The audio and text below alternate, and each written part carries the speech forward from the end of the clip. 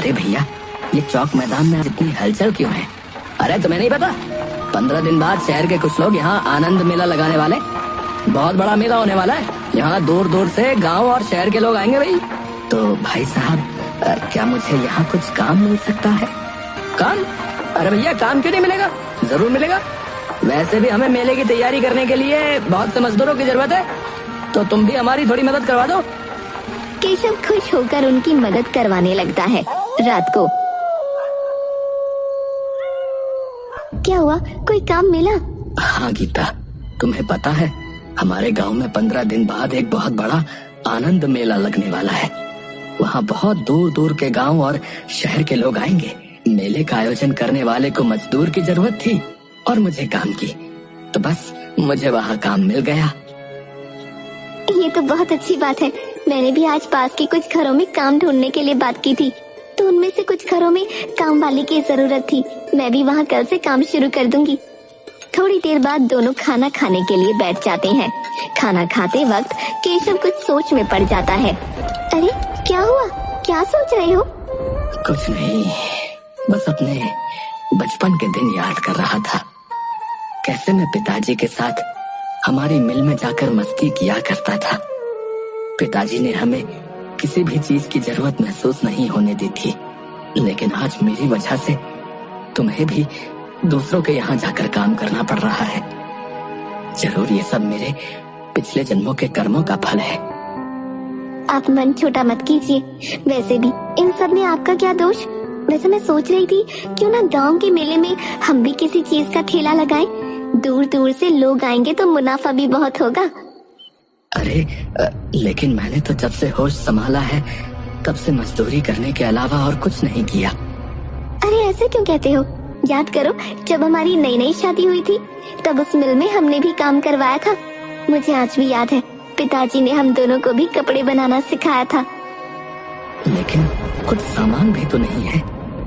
अरे लेकिन अभी मेले में भी तो समय है। हम दोनों मिलकर कुछ न कुछ काम करेंगे तो मेले तक कम से कम इतने पैसे तो आ ही जाएंगे कि कुछ जोड़ी कपड़े बना सके।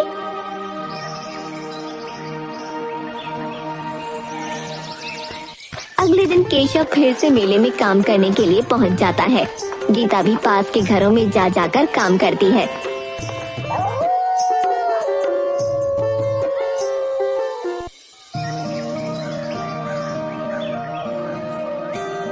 देखिए जी, मैंने 7 दिनों में 800 रुपए कमा लिए हैं। हाँ, और ये लो, मैंने इतने दिन से जो भी पैसे जमा किए थे, ये कुछ पैसे हैं। इन पैसों से कम हम थोड़ा सा काम तो शुरू ही कर सकते हैं। आप बस थोड़ी सी देर यहाँ रुकिए, मैं अभी आपको कुछ दिखाती हूँ।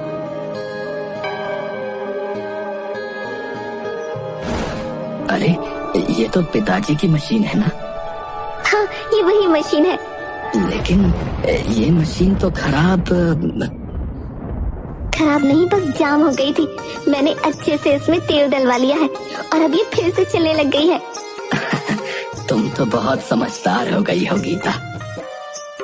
गीता भी मुस्कुराते हुए मुंह बना लेती है। अभी हम बाजार चलते हैं और जो भी जरूरत का सामान है वो ले आते हैं और फिर कल से काम शुरू करेंगे। केशव और गीता दोनों बाजार जाकर जरूरत का सामान ले आते हैं। अगले दिन गीता मशीन पर स्वास्तिक बनाकर उसकी पूजा करती है और दोनों अपने पिता का आशीर्वाद लेकर काम शुरू कर देते हैं। थोड़ी देर में देखिए, सही तो बना है ना? हाँ गीता, ये तो बिल्कुल वैसा ही बना है जैसा पिताजी बनाया करते थे। गीता और केशव पूरे दिन भर में बहुत से कपड़े बनाते हैं। गीता, मैंने इन सभी बर्तनों में रंग घोल दिए हैं। अब तुम मुझे बता दो कितने कपड़े कौन से रंग में रंगने हैं। केशव और गीता दोनों मिलकर उन कपड़ों में रंग कर देते हैं। अगले दिन इन कपड़ों में रंग होने के बाद एक नई ही जान आ गई है। अब हम बिल्कुल वैसे ही कपड़े बनाएंगे जैसे पिताजी बनाया करते थे। हाँ गीता, उनके कपड़ों की तो बात ही कुछ अलग थी। गीता अपने हाथों से कुछ कपड़ों पर मोर तो कुछ कपड़ों पर तोता, कुछ पर फूल बना देती है।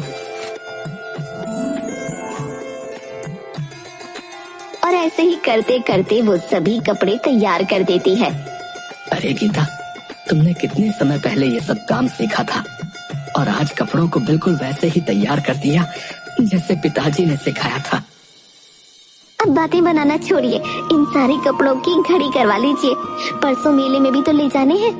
हाँ हाँ श्रीमती जी, आपका हुक्म सर आंखों पर। गीता और केशव दोनों उन कपड़ों को अच्छे से घड़ी करके एक झोले में भरकर रख देते हैं।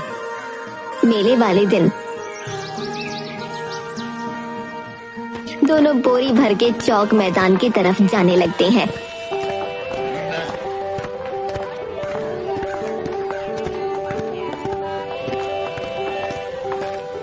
अरे ये दोनों भिखारी झोला उठाकर कहाँ जा रहे हैं? कहीं फिर से अपने घर का सामान लेकर तो मेरे यहाँ नहीं आ रहे। थोड़ी देर तक गोपी उन पर नजर टिकाए रखती है। देखते ही देखते वो दोनों आगे निकल जाते हैं।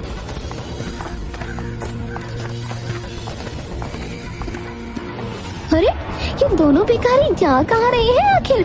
इनका पीछा करना पड़ेगा। और केशव और गीता के वो पीछे पीछे चल देती है।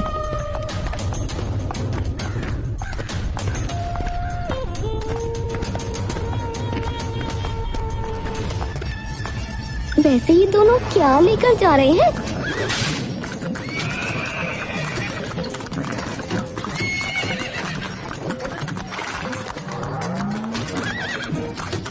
तभी एक तांगे वाला गोपी के पास से गुजरता है, जिस वजह से गोपी पूरा कीचड़ में गंदी हो जाती है। अरे नास पीटे, तुझे इतनी बड़ी औरत न दिखती? कहाँ गए? कहाँ चले गए वो दोनों? और इधर उधर देखने लगती है। इधर केशव और गीता दोनों एक जगह पर अपनी दुकान लगा लेते हैं।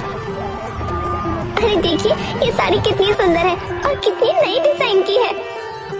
हाँ ये तो बहुत सुंदर है और तुम पर बहुत जचेगी भाई। हाँ भाभी जी, ये साड़ी आप पर बहुत जचेगी। ये मात्र 500 रुपए की है। क्या सिर्फ 500 रुपए की? और इतनी सुंदर साड़ी? तो फिर आप मुझे 2-3 साड़ियाँ दे दो। गीता और केशव दोनों खुश होकर वो औरत जो भी साड़ी मांगती है वो दे देते हैं। गोपी दिन भर चुपके से उन दोनों पर नजर रखे हुए थी। अरे इन दोनों का कुछ न कुछ तो करना ही पड़ेगा। अच्छा जी, कपड़ा व्यापारी बनना है। रुको, तुम दोनों को रास्ते पर लाती हूँ।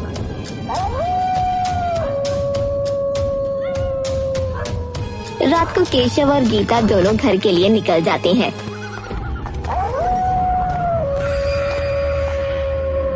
इन दोनों का कुछ न कुछ तो करना ही पड़ेगा। बहुत हवा में उड़ रहे हैं ना, अभी इनकी हवा फुस करती हूँ।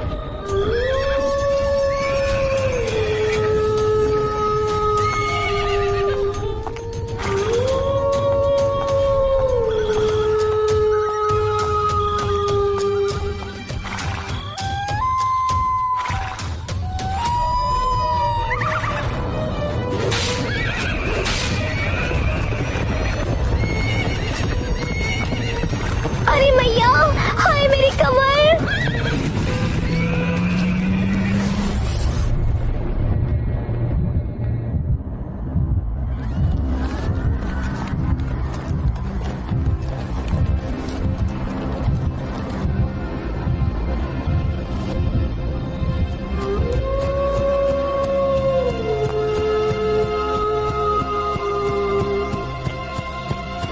अरे रे, घोड़े की वजह से एक्सीडेंट हो गया।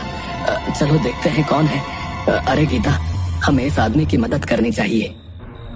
ये देखिए, इस गाड़ी के अंदर कुछ और नहीं बल्कि केशव के स्वर्गीय पिताजी श्री कन्हैया लाल जी की छोटी सी तस्वीर पड़ी हुई थी। गीता और केशव दोनों उस आदमी को उठाकर अपने घर ले जाते हैं और रात भर उस आदमी का ख्याल रखते हैं। भाई साहब, आप ठीक हैं? हाँ बहन जी, मैं ठीक हूँ। आपका बहुत बहुत धन्यवाद। अगर रात को आप लोग मुझे नहीं उठाते तो कुछ भी हो सकता था। फिर उसकी नजर दीवार पर टंगी फोटो पर जाती है। ये तस्वीर यहाँ, ये मेरे स्वर्गीय पिताजी हैं। वैसे हमें आपकी गाड़ी में उनकी ये तस्वीर मिली। आप इन्हें कैसे पहचानते हैं?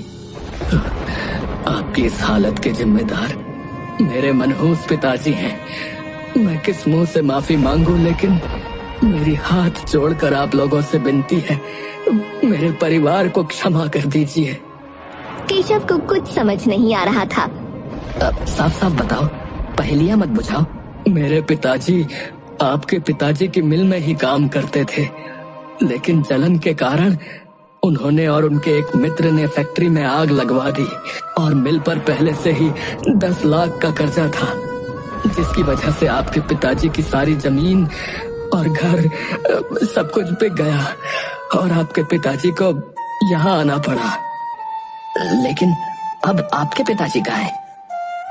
वो एक दिन घर पर थे और घर में गैस का सिलेंडर फट गया और मेरे पिताजी का पूरा शरीर जल गया। आखिरी समय पर उन्होंने हमें सारी बातें बताई। शायद उन्होंने जो आपके पिताजी के साथ किया था, भगवान ने उसी की सजा उन्हें दी थी। लेकिन मैं उनकी तरफ से आपसे माफी मांगता हूँ और हाँ, आप मेरे साथ चलिए। मेरे पिताजी की वजह से आपकी ये हालत हुई है, मैं आपको ऐसे नहीं जाने दूंगा। अरे भाई साहब, गांव छोड़ना होता तो कब का छोड़ देते। अपनी मिट्टी से बहुत प्रेम था पिताजी को और मुझे भी। अब मैं यहाँ से कहीं नहीं जा सकता। अब आप मेरे साथ शहर चलिए और वहाँ चलकर अपना काम शुरू कीजिए। मैं मेरे पिताजी की तरफ से प्रायश्चित करना चाहता हूँ। अब देखो, अगर तुम सच में प्रायश्चित करना ही चाहते हो तो हमें धन दौलत की भूख नहीं है। हमें मेहनत से कमाया हुआ 2 वक्त का खाना मिल जाए, हम उसी में खुश हैं। हमें गांव में ही एक छोटा सा कपड़ा कारखाना और कुछ सिलाई मशीन दिलवा दीजिए। हम उससे मेहनत करके अपने पिताजी का कारोबार दोबारा खड़ा करना चाहते हैं। बहुत अच्छी सोच है जी, जरूर जरूर भाई साहब, जरूर करूंगा।